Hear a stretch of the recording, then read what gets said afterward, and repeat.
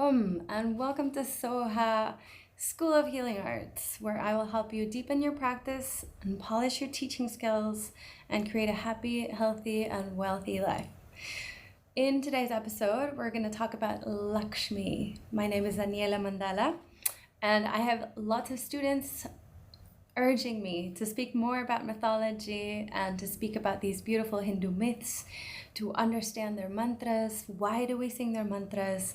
Why do we dedicate classes to these archetypes? What do they mean? And where do they come from? So yeah, beautiful. We're going to talk about the goddess of beauty, love, abundance, and true spiritual wealth. Om.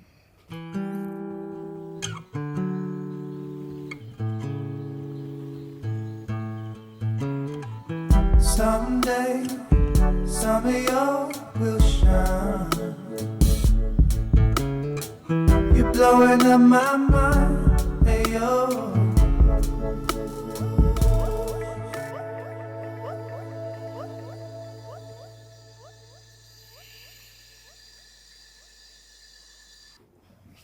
Okay, so what do we know about Lakshmi?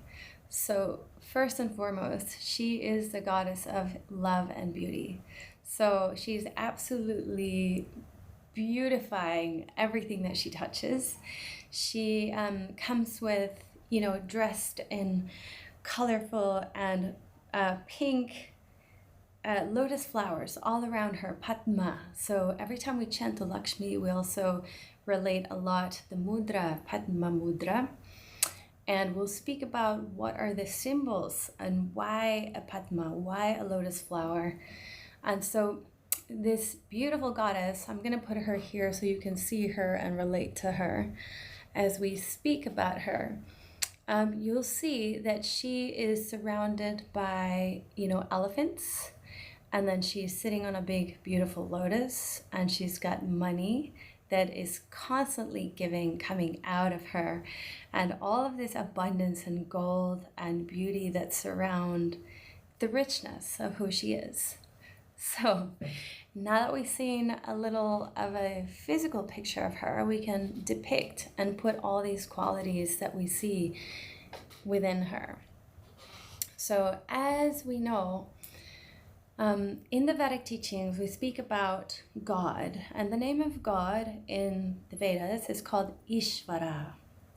So Ishvara is anything that we call God. It could be God, it could be universe, it could be anything that you call God in whatever, religion or faith or part of the world you were raised. So the name for God in the Vedas is called Ishvara. It's the same concept as everywhere else. It's this ultimate force that is ultimately bigger and brighter and everything. And it's our essential nature in the word of what all of us humans are made up of. So we are all divine beings. We are all a part of Ishvara. And in the Vedas, we have different archetypes that represent like a gamma of colors of Ishvara. So we have, let's say, Ishvara in the form of Ganesha, Ishvara in the form of Lakshmi, Ishvara in the form of Saraswati, Ishvara in the form of your neighbor, Ishvara in the form of your mother-in-law, Ishvara in the form of someone that you really don't like. Ishvara in the form of the trees, nature. So everything is Ishvara. Everything is God. Swamiji always tells us there's not one God, there's not many gods, there's only God.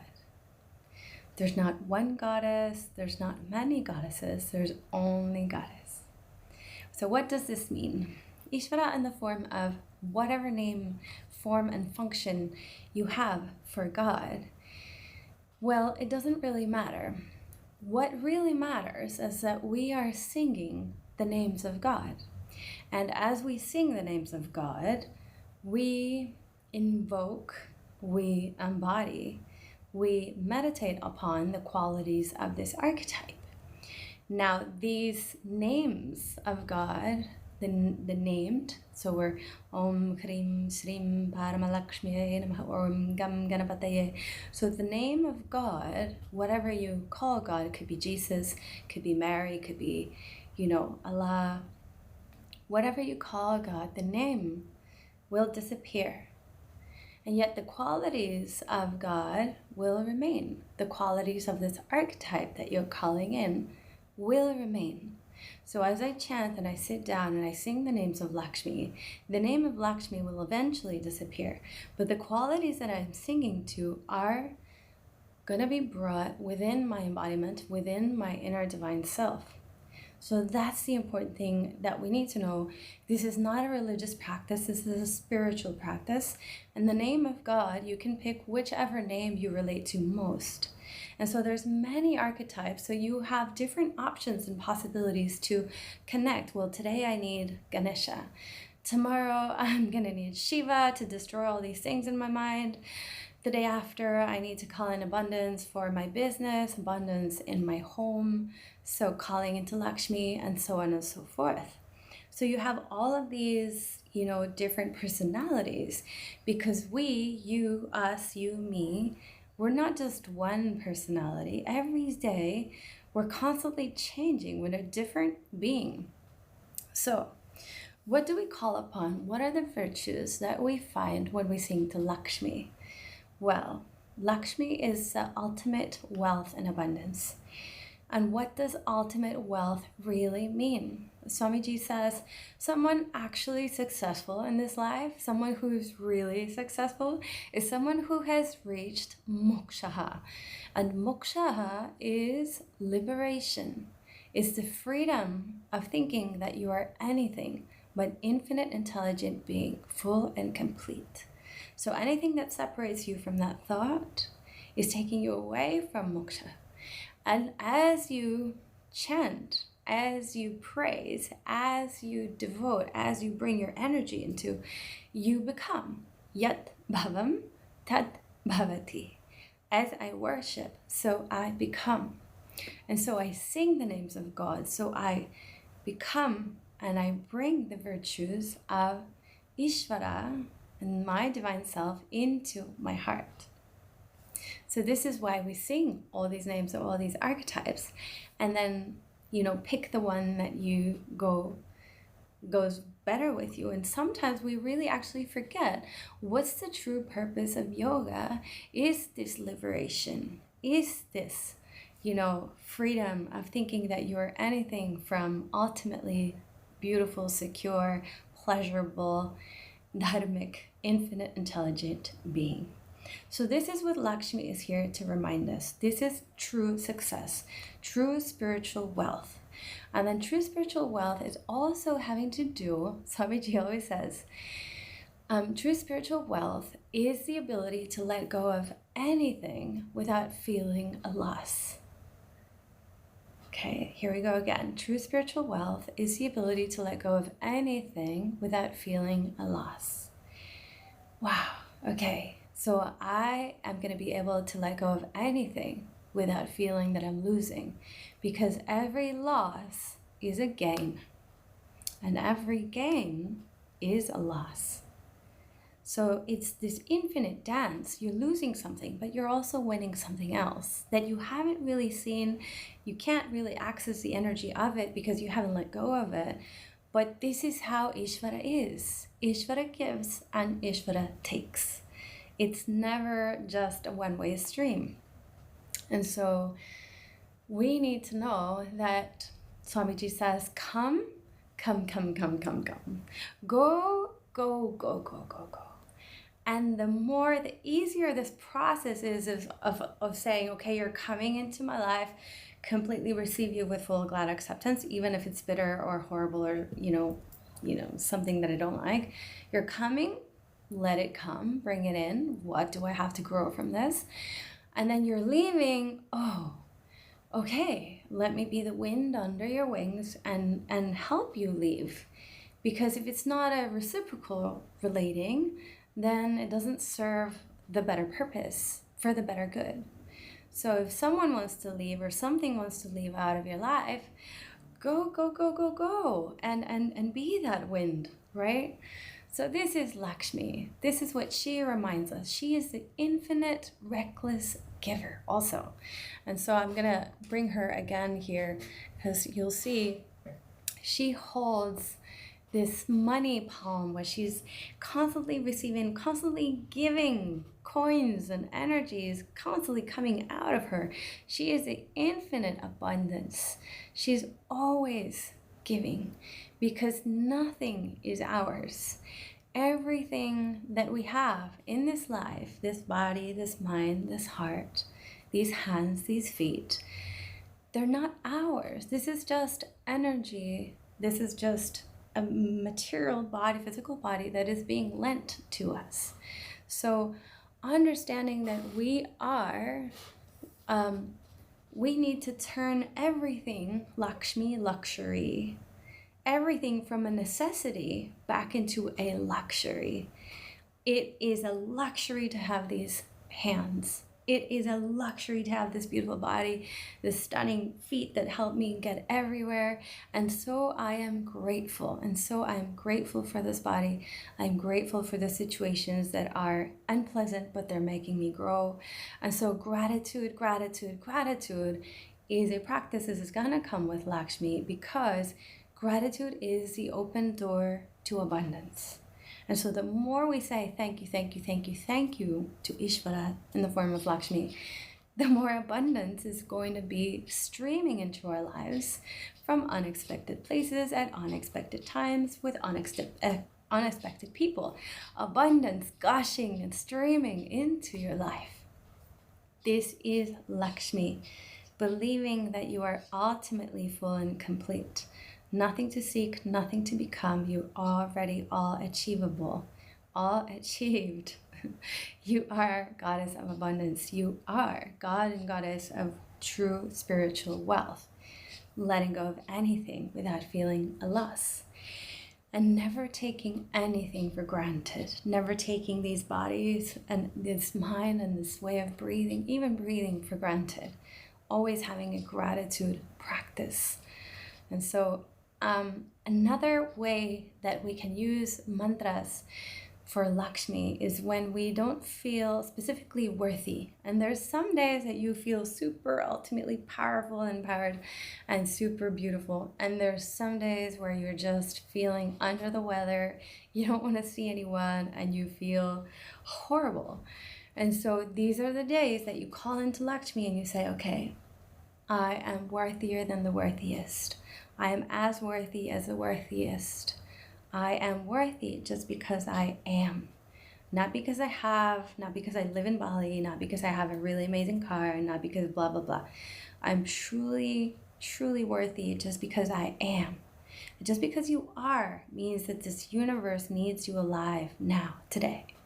And that's how important you are. Even if you're a grain of sand in this beautiful infinite universe, that grain of sand contains divine essence. You are a seed of the universe. We are, and this is what we need to remember. Believing in yourself is having faith that you are made up of this divine particles within you. You can access all this information at any moment, anytime you sit down, you meditate upon the lap of the goddess, and you become goddess. You become true spiritual wealth, infinitely abundance. So this is Lakshmi. I hope this helps. We also see that Lakshmi comes with elephants, and these elephants are depicting that Lakshmi is always coming with Ganesha, because where there is wealth, which doesn't mean that wealth is not money and abundance in the physical form.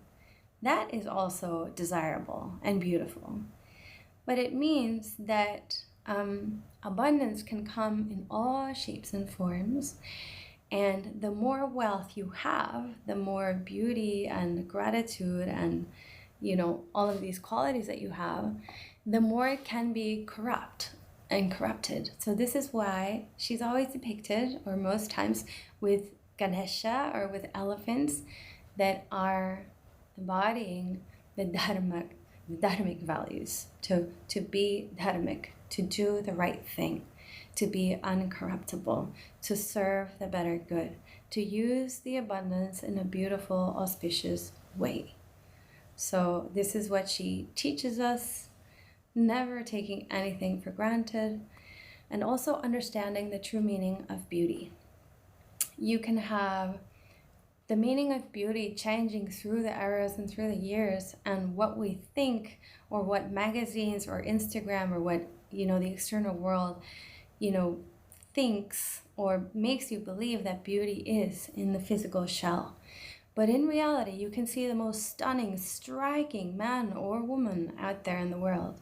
And if you speak to them and they're not kind and they're not gentle, that beauty dissolves away and ceases to exist. So the true meaning of beauty is coming from the heart, and how kind you are, and how gentle and how beautiful and how caring your qualities are, and how soft you can be. So this is true beauty. Beauty comes from kindness. We need to understand the meaning of beauty in a better way, and remind ourselves that true beauty comes from an inner radiant heart who is ultimately self-secure and who knows exactly who you are, why you're here, and that you're ultimately worthy just because you are, just because you exist. So thank you, Lakshmi, praying to this beautiful goddess of abundance so that all of these qualities come: infinite worth, infinite beauty, infinite kindness, and the ability to let go of anything without feeling loss. All right, thank you. So we're going to go now into her mantra, just because I always like to, start and finish with a prayer in the Vedic teachings. We can see her mantra here in bold. You can see her in bold here. And so that's what the simplest mantra for calling in Lakshmi. Om Hrim Shrim Paramalakshmi Namaha.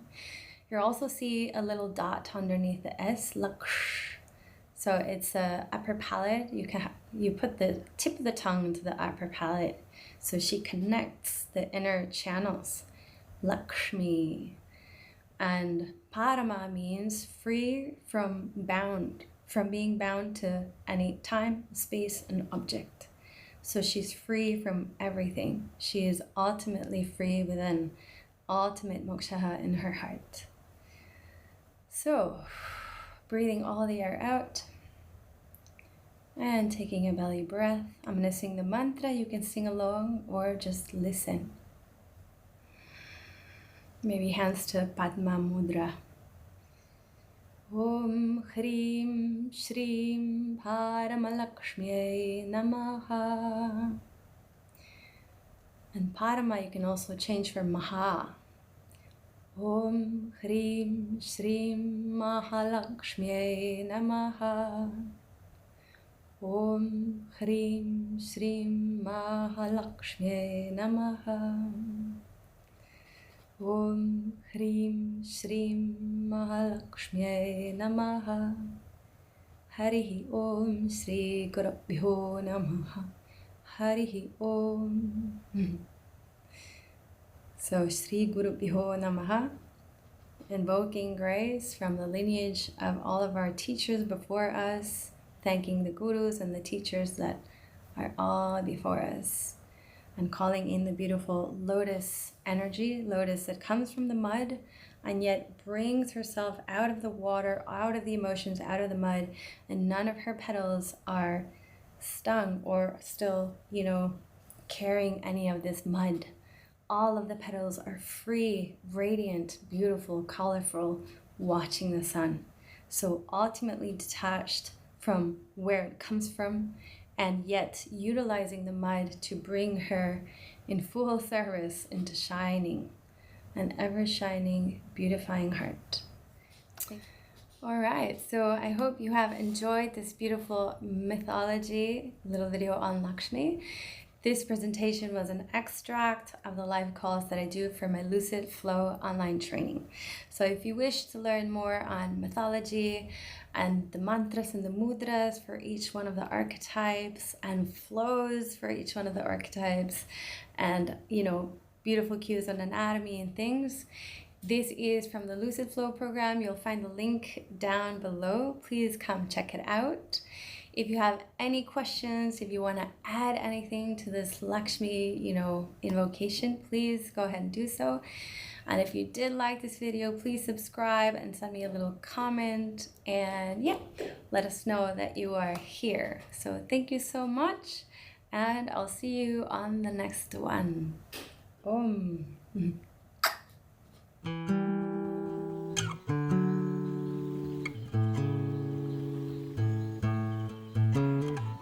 Someday, some of you will shine. You're blowing up my mind.